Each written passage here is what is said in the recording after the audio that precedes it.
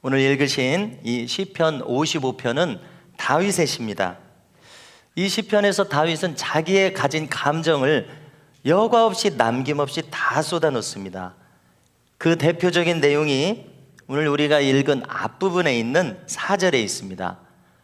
4절을 읽어드리면요, 내 마음이 내 속에서 심히 아파하며 사망의 위험이 내게 이르렀도다, 이렇게 토로하고 있습니다. 지금 다윗의 마음은 참 아픕니다. 사망의 그림자가 그의 코앞에 와 있다고 합니다. 죽음이 코앞에 와 있는 이 상황은 어떤 상황일까 생각해 볼 때 사무엘하 15장 이하에 길게 나와 있는 내용이 있습니다. 그 내용과 연결이 잘 된다고 생각을 하는데요, 거기를 보면은 자기의 사랑하는 아들 압살롬이 자기의 아버지 다윗 왕을 배반합니다. 여러분, 아들이 반역을 한다니, 여러분, 도무지 믿을 수 없는 이 악몽과 같은 상황은 어디에서 온 것인지를 우리가 궁금해하게 됩니다. 자, 이것은 어디서 왔습니까? 시간을 거슬러서 생각을 해볼 때에 다윗도 우리와 똑같은 인간이라는 것을 깨닫습니다.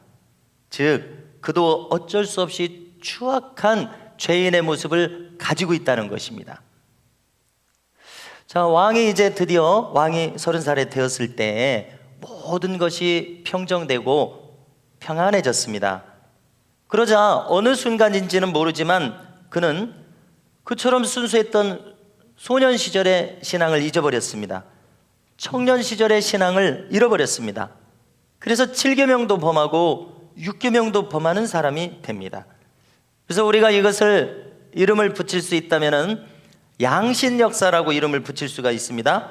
무슨 뜻입니까? 양쪽 신이 다 역사하는 거예요.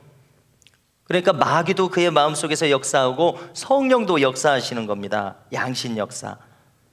하나님께로부터 오지 않은 더러운 생각을 허용을 해버리니까 아무리 다윗이라도 그처럼 쉽게 죄에 빠져버렸습니다. 그런데요, 또 본래 소년 시절부터 큰 은혜를 받은 사람이기에 성령이 또 그의 마음에 역사하시니까 양심이 칼날처럼 선명하게 살아납니다. 그래서 도무지 이 깨어있는 양심으로부터 오는 죄책감을 견딜 수 없는 사람인 겁니다. 그래서 그 마음은 결국 그의 마음을 깊이 통회하고 자복하여 회개하는 사람으로 이끕니다. 이처럼 하나님의 택하신 참 신자는 죄를 짓고는 견딜 수 없는 마음을 가지게 됩니다. 그렇지 않습니까? 그래서 그 결과 그는 이렇게 깊이 회개하고 참된 회개를 하게 되니까 하나님의 용서를 또 심령 깊숙이 받습니다. 그래서 죄책감이 사라집니다. 그런데 문제가 있습니다. 그의 죄책은 남아 있습니다. 하나님께서 그를 대하시는 것을 보면 죄의 책임, 죄책은 남아 있는 겁니다. 여러분, 우리가 믿는 이 성경은 그 어떤 이 세상의 인간의 사상들보다도 더 정확하게 인과응보를 말하고 있다는 것을 우리는 잊어서는 안 됩니다. 무슨 말인가 하면 자기가 지은 죄는 비록 용서받았다 할지라도 자기가 책임져야 한다는 것을 하나님이 직접 말씀하신다는 것입니다. 용서는 받았지만 죄값은 치러야 되는 겁니다. 이것이 우리 인간들이 직면해야 할 진실이라는 것을 우리는 잊어서는 안 됩니다. 자, 그 결과 그의 삶의 중간 과정을 좀 생략하고요, 어떻게 됐습니까?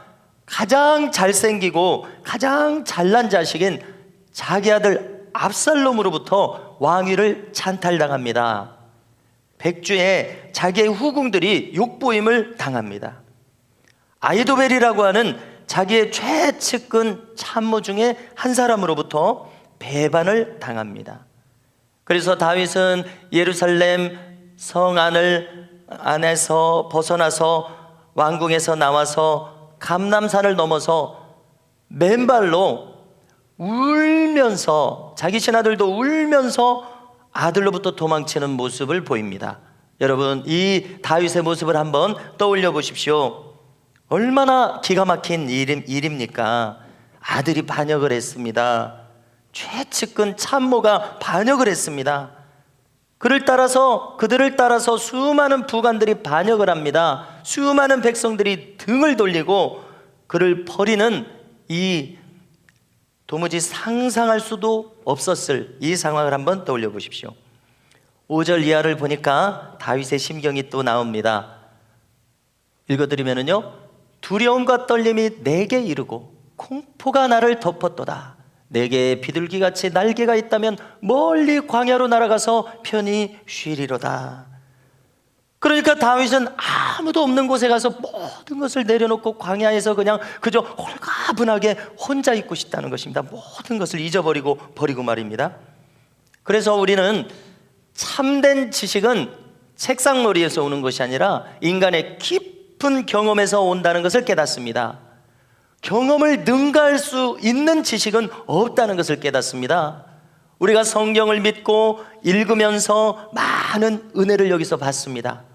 그런데 참된 지식은 읽는 시간의 깨달음을 넘어서서 실제로 내가 경험할 때 그것이 참된 지식, 뼈아픈 교훈이 되는 것을 우리가 경험하게 됩니다. 깨닫게 됩니다. 여러분, 지금 다윗이 당하고 있는 이 기가 막힌 경험은 다윗에게 참된 지식을 일깨워줬습니다.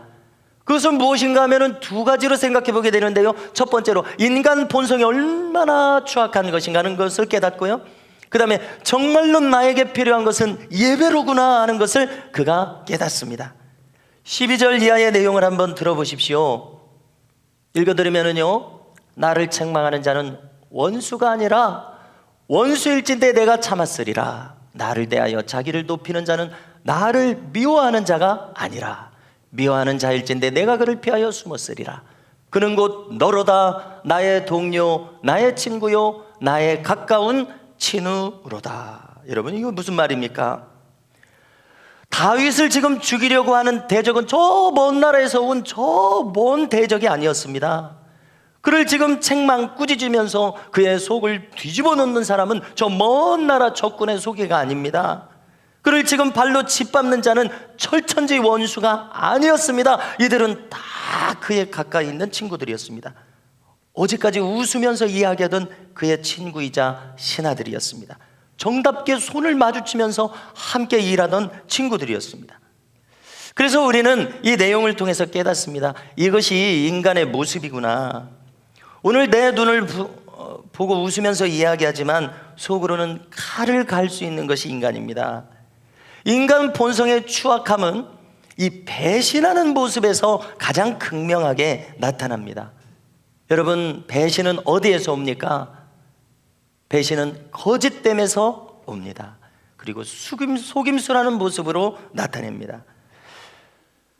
주님께서 마귀에게 대해서 뭐라고 이야기합니까? 마귀, 저는 처음부터 거짓말한 자라, 이렇게 이야기하십니다.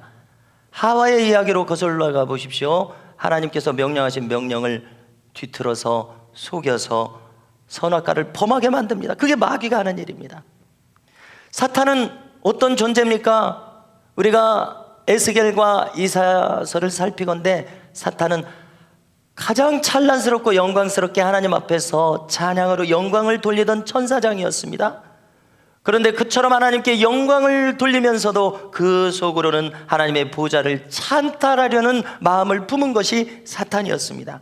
주님이 뭐라고 말씀하십니까? 저가 하늘로부터 번개와 같이 떨어지는 것을 내가 보았노라. 어찌 하나님 앞에서 살아남을 수가 있겠습니까? 하나님으로부터 쫓겨남을 받은 것이 바로 사탄입니다. 다윗이 이와 같은 배신을 맛보았습니다.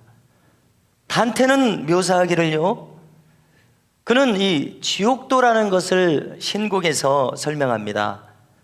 수많은 지옥이 있지만 가장 깊은 지옥, 가장 무거운 지옥은 9층입니다.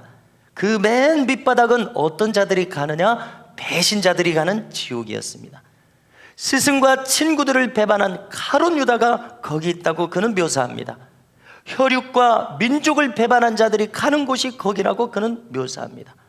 여러분, 그래서 우리도 무엇을 경험합니까? 그렇게 누가 매국노라고 하면 그를 보면 치가 떨리는 것을 우리가 경험하는 이유는 바로 그 배신의 쓰라림과 그 배신의 고통 때문입니다. 최악의 죄는 배신의 죄로 이렇게 설명이 됩니다. 단테가 인류의 역사와 경험을 반영해서 소설을 기록한 것 아니겠습니까? 그런데 오늘 다윗이 이것을 경험했을 때 그는 인간 본성이 얼마나 추악한가 하는 것을 뼈저리게 온몸으로 경험하고 통찰하고 깨닫게 되었습니다. 바울이 고발하는 인간의 죄성을 한번 보십시오. 그는 로마서 1장 29절 이하에서 이렇게 설명합니다. 곧 모든 불의, 추악, 탐욕, 악의가 가득한 자요, 시기, 살인, 분쟁, 사기, 악독이 가득한 자요, 수근수근하는 자요, 비방하는 자요, 하나님께서 미워하시는 자요, 능욕하는 자요, 교만한 자요, 자랑하는 자요, 악을 도모하는 자요, 부모를 거역하는 자요, 우매하는 자요, 우매한 자요, 배약하는 자요, 무정한 자요, 무자비한 자라. 이것이 인간의 본성이라는 것입니다. 주님도 말씀합니다. 마태복음 24장 12절을 보니까 불법이 성함으로 많은 사람의 사랑이 식어지리라 말세의 사람들이 이와 같겠다고 말씀하십니다. 또 마태복음 15장 19절 이하를 보니까 마음에서 나오는 것은 악한 생각과 살인과 간음과 음란과 도둑질과 거짓 증언과 비방이니 이런 것들이 사람을 더럽게 하는 것이요 라고 인간을 말씀하십니다. 성도 여러분, 이 모든 참담함을 다윗이 맛보았을 때 다윗이 오늘 이 말씀을 통해서 무엇을 최종적으로 선택하는지 한번 살펴보십시오. 그가 할 수 있는 최선의 선택이 무엇이 있는지를 우리가 함께 살펴보려고 합니다. 그가 과연 이 상황에서 어디에서 돌파구를 찾았는지 생각해 보자는 것입니다. 그가 피할 수 있는 유일한 길이 무엇이었습니까? 오늘 말씀 16절 이하를 보니까요, 읽어드리면요, 나는 하나님께 부르짖으리니 여호와께서 나를 구원하시리로다. 저녁과 아침과 정오에 내가 근심하여 탄식하리니 여호와께서 내 소리를 들으시리로다. 할렐루야. 그렇습니다. 다윗의 돌파구는 하나님께 예배하며 나아가는 것이었습니다. 나는 하나님께 부르짖으리니 저녁과 아침과 정오에 근심하며 탄식하리니, 부르짖겠다는 것입니다. 성도 여러분, 우리가 성경에서 살펴볼 수 있는 하나님을 향한 기도는 부르짖는 기도가 대단히 많은 것을 우리가 살펴볼 수가 있습니다. 한번 성경의 장절을 넘기시면서 한번 유심히 보십시오. 부르짖는 기도가 대단히 많고요, 부르짖으라고 우리에게 그렇게 말씀하십니다. 사람들은 이야기할 수 있습니다. 무슨 하나님이 귀가 먹으셨겠느냐, 조용히 아래도 하나님은 다 들으실 것이다. 그렇습니다. 하나님 귀가 먹지 않으셨어요. 그런데 문제는 내가 막혀있더라는 것입니다. 내가 범죄함으로, 내가 하나님을 사모함으로 나아가지 아니함으로, 내가 새 속에 절어 있으므로 어느 순간 내가 하나님을 찾지 않는 자가 되어 있더라는 것입니다. 그러므로 이 잠든 내 영혼을 깨우기 위해서 하나님은 어떻게 하라고 우리에게 이야기하십니까? 많은 복잡한 것이 없습니다. 부르짖으라, 부르짖으라, 부르짖고 나오라. 하나님은 우리에게 이렇게 요구하고 계심을 우리 모두가 기억할 수 있기를 바랍니다. 묵상 기도도 해야 됩니다. 그러나 묵상 기도가 의미가 있을 수 있는 것은 내 영혼이 깨어난 다음에 의미가 있겠다는 생각을 하게 됩니다. 내가 부르짖고 애통하며 하나님께 탄식하며 나아갈 때 나의 영혼이 깨어나서 그때 세미하게 들려주실 하나님의 음성을 우리가 들을 때 우리는 묵상하며 들을 수 있을 것입니다. 부르짖는 기도도 해야 됩니다. 묵상하는 기도도 해야 합니다. 요점은 무엇입니까? 내 영혼이 깨어나야 되겠다는 것입니다. 그래서 세상에서 들려오는 그 모든 소리들을 뒤로하고 그 모든 소리가 들리지 않는 깨어있는 영혼이 되어서 하나님께서 주시고 일깨워 주시고 나아가게 하시는 이 음성을 우리 모두가 들으면서 이 땅에서의 삶을 살아가야 하겠다는 것입니다. 할렐루야. 우리 모든 교우들께서 이와 같은 깨어있는 영혼의 사람들로 살아가실 수 있기를 주님의 이름으로 축복합니다. 세상의 소리를 우리는 다 잠재워야 되겠습니다. 우리는 너무 시끄럽게 살아가고 있지 않은가 생각해야 됩니다. 바라기는 24시간 하나님의 음성과 뜻이 들려지면 얼마나 좋겠습니까? 그런데 우리가 살아가노라면은 내가 무방비하게 살아갈 때가 많이 있습니다. 무분별하게 살아갈 때가 많이 있습니다. 신자에게는 무분별함은 죄라는 생각이 듭니다. 쉽게 말해서 아무 생각 없이 살아가면 죄라는 것입니다. 우리가 가만히 지내노라면은 텔레비전이나 영상을 그냥 무의식적으로 틀어놓습니다. 그러면 우리가 거기서부터 얻을 수 있는 것은 고상한 것이 많지가 않습니다. 고상한 것이 거의 없다고 봐야 되겠습니다. 거기는 왜곡된 인성의 사람들이 하는 말들이 너무나 많이 난무합니다. 거기는 가시돋친 인성의 그러한 내용과 결과들이 참 많이 나옵니다. 여러분, 비판하는 영성이 있을 수 있겠는데요, 그와 같은 모습은 결코 깨어있는 것이 아니라는 것을 우리는 꼭 기억해야 됩니다. 그것은 정말 똑똑한 것이 아니라는 사실입니다. 나를 교만하게 하는 것은 정말로 나를 위한 것이 아님을 우리는 알아야 됩니다.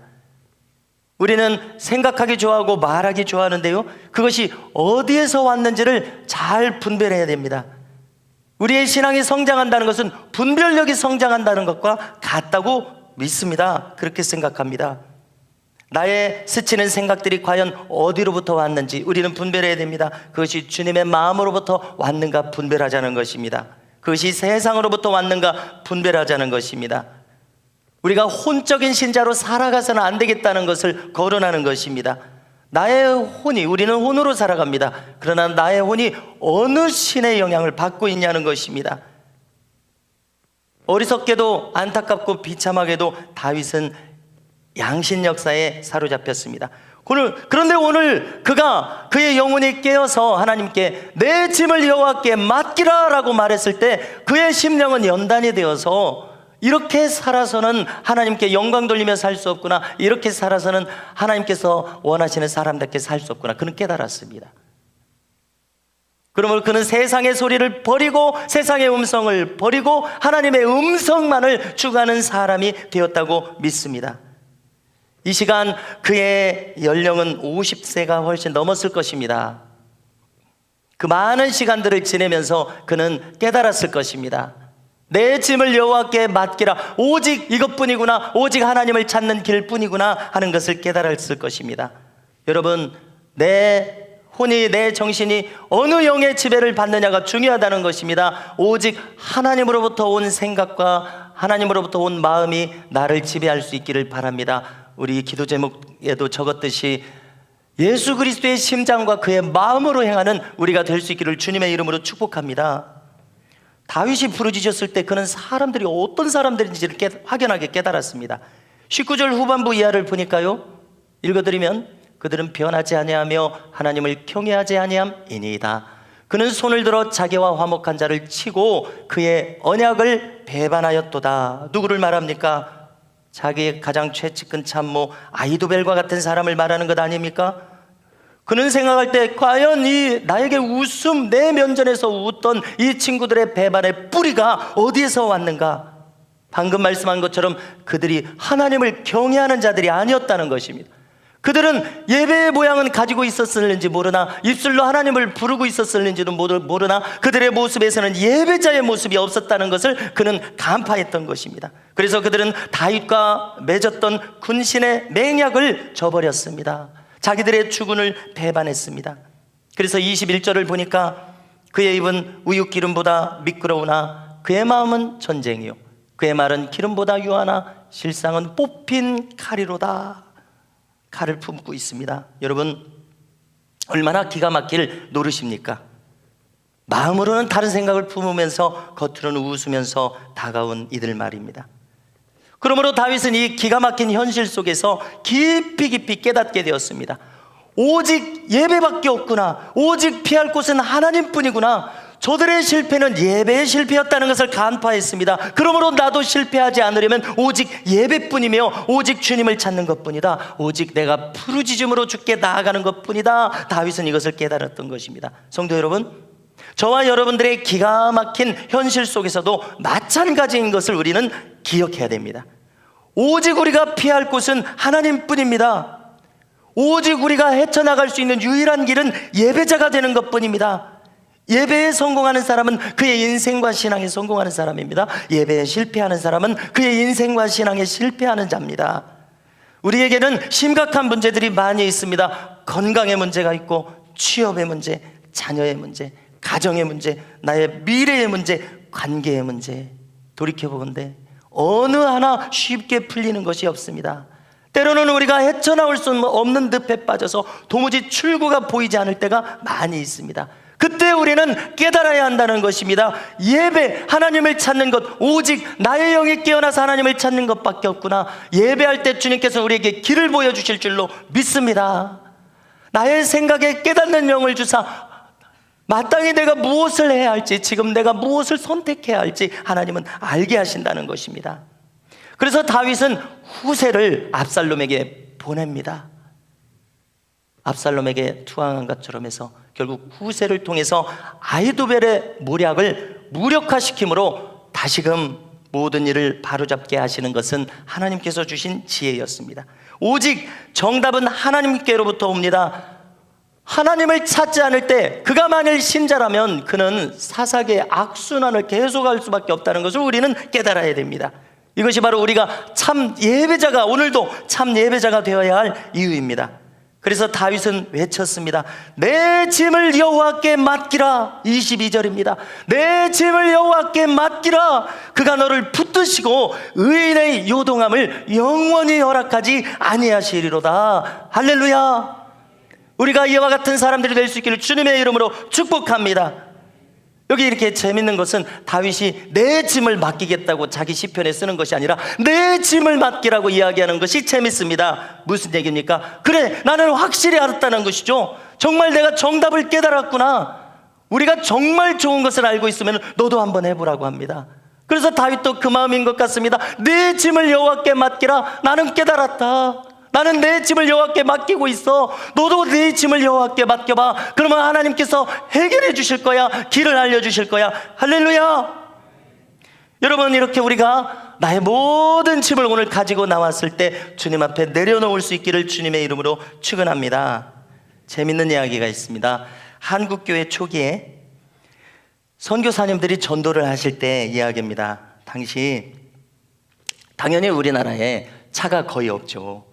그런데 이 미국인 선교사님이 좀 더 빠르게 전도를 하고, 좀 더 멀리 전도를 하고, 좀 더 많이 전도를 하기 위해서 비싼 돈을 들여가지고 지프차를 가지고 온 겁니다.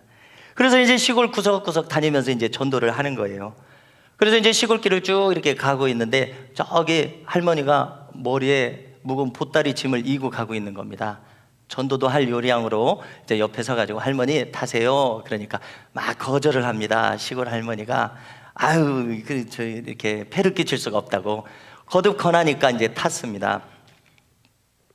그래서 이제 가노라니 가만히 보니까 이 할머니가 보따리 짐을 머리에 계속 이고 있는 거예요.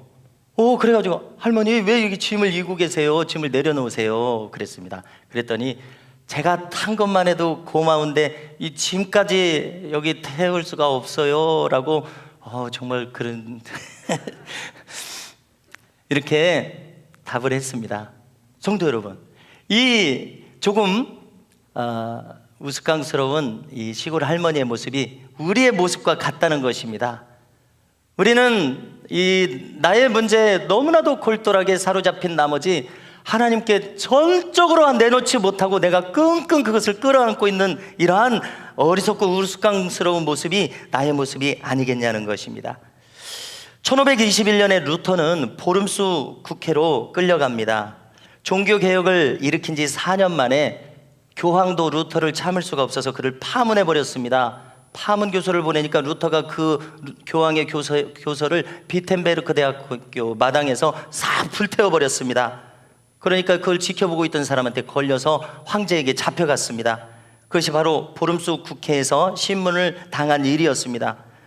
자, 황제는 그에게 선심을 베풀었습니다. 네가 쓴 책을 다 취소해라. 교황을 욕하고 교황이 하는 모든 사업을 비난했던 너의 설교를 다 취소해라. 그러면 내가 용서해 주겠다. 너의 목숨을 살려주겠다. 그러니까 루터가 이야기합니다. 내 양심과 성경에 위배되는 것은 결코 할 수 없습니다. 나는 결코 취소하지 않겠습니다. 그러니까 너는 사형이다. 군사들에 의해서 이끌려갑니다. 여러분, 루터는 성령 받은 공회당에 끌려간 베드로와 똑같이 지금 답을 했습니다. 내가 믿는 주님을 배신할 수 없습니다. 성령 받은 베드로는 그 전에 주님을 부인하던 베드로하고 완전히 달랐습니다. 주님처럼 자기 생명을 내놓고 나는 주님 부인할 수 없습니다. 그런데 루터가 지금 이렇게 하는 것입니다.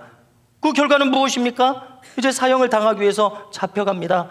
루터의 이 마음은 어떤 마음입니까? 주님, 저는 사람들을 보고 눈치를 보지 않겠습니다. 저는 모든 것을 그냥 주님께 맡기겠습니다. 나는 주님의 것입니다. 이 마음이라는 생각을 하게 됩니다. 이렇게 맡겼을 때 군대에게 끌려가는 루터는 자기 지역을 다스리는 이제 봉건 제후인 선제후 프레데릭이라는 사람이 군사를 미리 준비했습니다. 그래서 끌려가는 루터를 낚아챘습니다. 많은 수의 군사로 압도해서. 그래서 바르트부르크라는 성으로 그를 숨겼습니다. 이렇게 살려줬습니다. 하나님께 자기를 맡기니까 하나님께서 살 길을 그에게 내주시더라는 것입니다. 여러분, 다윗은 이것을 뼈저리게 깨달았습니다. 다윗은 오늘사 이것을 깨달은 것은 아닙니다. 그가 15살 때 짐승들을 물리치고 양들을 지켰을 때도 그는 하나님만을 의지했습니다. 20살 즈음일지 모르겠습니다. 골리앗을 물리칠 때도 그는 오직 하나님만을 의지했습니다. 20대에 10년 동안 광야에서 사울에게 쫓길 때도 그는 오직 하나님만을 의지했습니다. 잠시 그의 마음이 흐트러졌지만 이제 어쩌면 50세를 넘었을 이때 그가 또 깨달은 것은 15살 때 깨달은 바로 그것을 깨달았으니 그것은 내 짐을 여호와께 맡기라. 하나님께 부르짖으라. 하나님을 의뢰하라. 하나님께 기도하라. 그를 찬송하고 예배하라. 그가 깨달은 것은 이것입니다. 성도 여러분, 우리도 오늘 깨달을 것이 바로 전심으로 주님 앞에 나아가는 예배자가 되어야 함을 깨달을 수 있기를 주님의 이름으로 축복합니다. 바울도 말합니다. 빌립보서 4장 6절 이하를 보니까요, 아무것도 염려하지 말고 다만 모든 일에 기도와 간구로 너희 구할 것을 감사함으로 하나님께 아뢰라. 그리하면 모든 지각에 뛰어난 하나님의 평강이 그리스도 예수 안에서 너희 마음과 생각을 지키시리라. 아멘. 그렇습니다. 평강이 어디서 옵니까? 우리가 참 예배자가 올 때 평강이 옵니다. 당신도 당신의 짐을 여호와께 맡기십시오. 다윗과 같은 이 마음이 옵니다. 오늘 우리가 참으로 필요한 것은 이 마음이 내 속에서 회복되는 것입니다. 그것은 어떻게 옵니까? 전심으로 하나님께 나아가는 예배자가 될 때 우리의 마음에 평강이 찾아옵니다. 이 평강이 우리 모든 교우들의 심령을 사로잡으시기를 주님의 이름으로 간절히 소망합니다.